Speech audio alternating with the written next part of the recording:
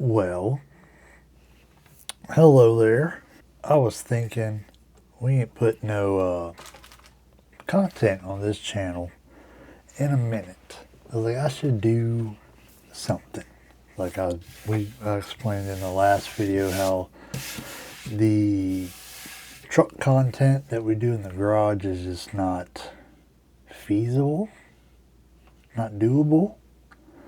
And I don't really know what to do with this channel. So, I've just changed it to my name. I see a lot of people on YouTube doing that. And we're going to talk about these two Bibles. But we're going to talk about a lot of other things too. The thing is, people want to start a YouTube channel where they're not forced into some niche, but it don't really work out that way, you know? Because my other channel, that was why I started that channel, Storing On It Says, and it turned into a stationary channel. Didn't want it to do that, but that's what happened. I mean, I don't hate it, but I think that's what the idea people get.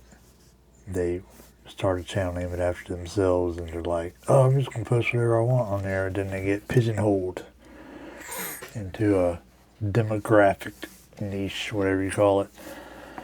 So I don't know what to do with this channel. I don't have a clue. I've toyed with the idea of bringing the podcast back, but I feel like the podcast ran its course. There might be some other things we could do. Sometimes I get the itch to do similar content to what I did in the podcast, and then sometimes I'm just remembering why I quit doing it to begin with. Although I do see people online like, man, I used to do that. They're doing it. I could do it again. And then sometimes I'm like, remember how much time that consumes. Something you ain't got a lot of. So I don't know what we're going to do. But today we're going to talk about these two Bibles I bought and compare them. We're going to compare them. So I'm going to switch the camera to where it's facing down on the table. We'll take a look at them. All right, so here's what we got. We got the Holman KJV Large Print Compact Reference Bible. And we got the Christian Art Publishers Large Print Compact Bible. Now, you should put large print in quotations, because what one person calls large print may not be large print for you. But they are similar size. They don't have the dimensions on the back. Pull it up on Amazon where I bought them, and we'll get the measurements. So the Holman, we'll lay these aside. Y'all seen them? Y'all see them? They're just slip covers. Nothing super impressive. The Holman is 8 point, so they say, okay, 8 point font size. It is 4.5 this way. No, wait, 6.5 this way, 4.5 this way, and 1.5 inches thick, so they say. And it's got the, what do they call it? I thought they had they call it the MCM type. I thought they had like a special name. Because you know, like Nelson has comfort print and whatnot. I thought this was their own version of that. And it's got the Crown of Thorns cover. I've had that before on a few Bibles. And I like it. I like it. And both of these are in leather soft or whatever. What's their word for it? Leather touch. Holman is leather touch, and it's got the silver gilding on the page edges. And I like this one. The font they use is pretty readable, but what's most important about it is it's bold. More bold than this one, which we'll get to in a minute. No frills. There's like some references at the verse ending, but sparingly, not a whole lot. And double column, verse by verse, just like I like it. And it's not obviously not going to lay flat. Like here's 1 Corinthians. It's not going to lay flat in 1 Corinthians. Here's Numbers. It's not going to lay flat in Numbers. But you got it open to like, here's Isaiah. It'll lay open in the middle books. No problem. And this one is just a little bit easier to read, as you'll see. Now, what's not going to make any sense to you, this is listed as an 8-point font, but this one is listed as, see if I can find it, says 10-point. Now,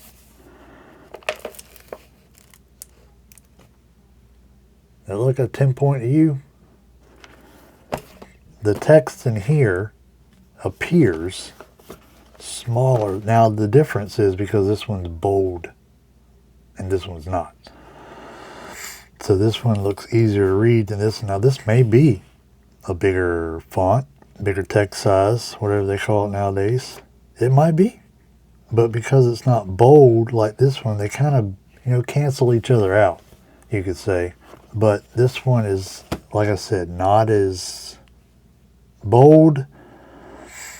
Although I do think the spacing between the lines is better in this one than it is in this one. And this one has a line dividing the center columns. And I'm pretty sure this was a return, because when I got it, which it doesn't bother me, but when I got it, the slip cover wasn't even on it correctly. It was like, it was basically like it was on that part, and then the cover was draped over the front, and it had a bookmark in it. So I'm like, I'm pretty sure someone just bought this and returned it, and I ended up buying it, which is fine, not a big deal. But this is no end of verse. I haven't seen any, at least. Yeah, this one doesn't have any end of the verse references like this one does. And this one, the lines are spaced out a little bit more than this one. But this one has the bold text, so it's a little bit easier to read, even if it is a smaller font. It's got the bolder text, and I don't think the ghosting is as bad in this one as it is in this one. But that's kind of been a gripe of mine with Christian art publishers for years now. But so far I've been digging this one, and I carried this one to work with me for a couple weeks. I feel like I gave them both about the equal amount of time. I carried this one to work with me for about 2 weeks, and I think I carried this one to work with me for about 2 weeks as well. But I like this cover better, the Crown of Thorns. I know it's kind of cliche because they've made so many Bibles with this cover. I think I even have a Bible that's not made by them that has this cover on it. But it's just cool. And it's not gaudy. Doesn't stand out. It's not like it's black with like a gold. That would be terrible. This one, on the other hand, is a brown. What do they call their? Oh, they just call it faux leather. They don't even try to get creative with it. Christian art publishers, and it's just brown fake leather with this band stitched on, which that part right there where the stitching is just very uncomfortable. It's not very comfortable at all, but you get used to it, unlike this one, which is nice and smooth. Let's see about a comparison here. You can see this one is just a tiny bit taller and just a tiny bit wider. But I think they are the same. Let's see about, okay, technically this one says it's thinner. The specs on this one is 6.7 this way, 4.7, so like, what, 0.2 of an inch difference? And then it says it's 1.3 inches thick, while this one's 1.5, which, I mean, if you can tell the difference, you're doing better off than I am. It says 10-point font, larger print for a small Bible. So I guess it depends, like, how they're judging 10-point font. Because if they had a bigger Bible, like a large print, and they said 10-point font, it'd probably be much bigger than this. They're going, for a small Bible like that, 10 point. It's 10 point.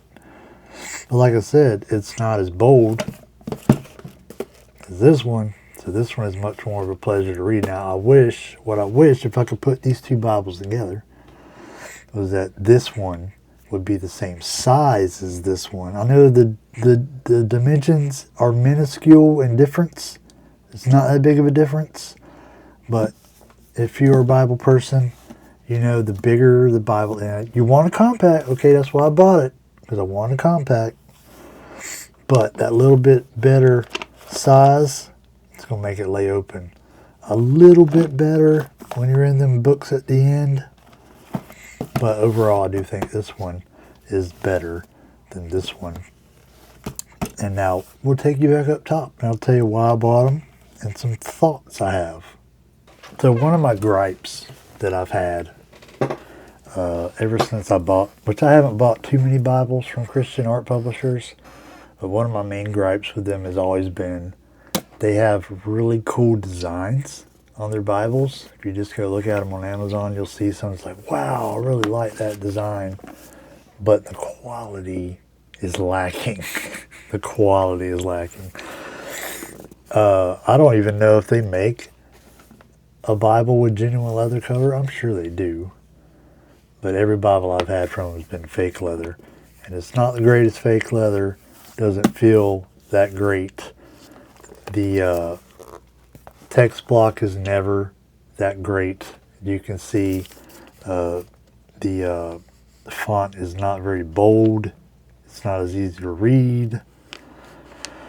The paper is pretty thin. There's some ghosting. So that's always been my gripe with Christian art publishers, because way back in the day, I don't even know if I ever showed it on this channel. Maybe back at the beginning of the channel, the little zipper Bible I had, I used to do videos with, was Christian art publishers. Super cool Bible, just not good quality materials, and not, well, that's about it, because it's not made terribly bad, probably. I'm not sure, but it's just the materials are just lacking, and the print is just lacking. But the Holman been around for a hot minute. Holman knows what they're doing. Holman sells a lot of Bibles, probably more than Christian art. And it's just easy to read. But let me tell you why I bought them. No particular reason other than I seen a video on YouTube when I was scrolling, and the guy was talking about how you should have a travel Bible. And I'm like, well, I got a bunch of Bibles. If y'all been watching the channel long enough, I know most of y'all, my subscribers, are here from the podcast days. I got a bunch of Bibles. I still got a bunch of Bibles. If you're wondering, it's been 3 years since I did the podcast. I wonder if he got rid of all them Bibles. No, I just added to them. I still got a bunch. I probably got some we could do videos on if you want me to. I've slowed down. I don't buy them like I used to. But I do got a couple really cool ones I added to the collection over the years since we last did the podcast. And I saw a dude on YouTube talking about travel Bible, and he had one that was about like this. Said it was like some other translation or whatever.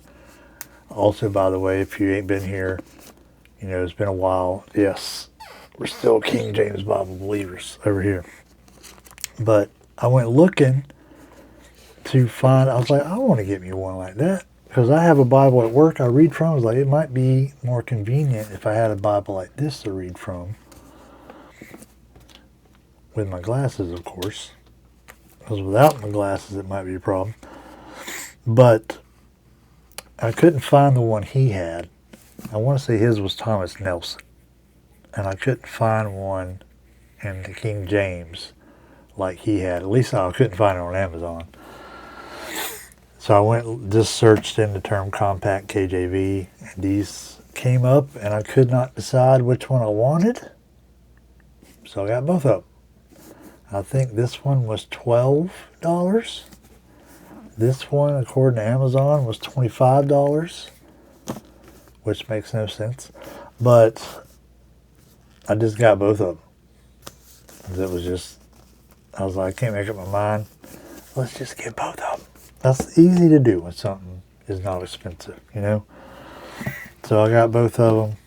I like the Holman one better, which is, I assumed I would, but I might have a use for this one. I might give it away. I don't know. We'll see what happens. But I appreciate y'all watching today. If you did, I understand this channel is just in a sort of limbo right now. I was doing the podcast for all those years, 8 years I want to say it was, we did the podcast. And then I was like, oh man, I would like to go and make automotive content, working on my trucks. And we did that for a little bit for the last 3 years. But it's just life. Life happens and things happen, and I just don't have the time to get out there. Sometimes I don't have the want to get out there. And I just want to put some content on the channel. So we changed the name to my name, Richard Norman. And we'll put what we put on here, I guess. I don't know. But I understand if you subscribed for the truck content and you're not interested in whatever else I got coming, if you wanted to unsubscribe, I would not hold it against you. But let's see what we come up with. Maybe I like to do photography now. Maybe we'll talk about that, because I don't think the people on my other channel like me talking about it. We'll probably talk about some more Bible stuff on here. I started a Substack. If you miss the podcast days, the stuff I do on my Substack is basically the same thing. I'll leave a link to it in the description if you want to go read some of my articles, I think they call them. They're kind of like blogs to me, but I think they call them articles. Anyway, 20 minutes into this video, I'm going to shut up and get out of here. But appreciate y'all watching the video.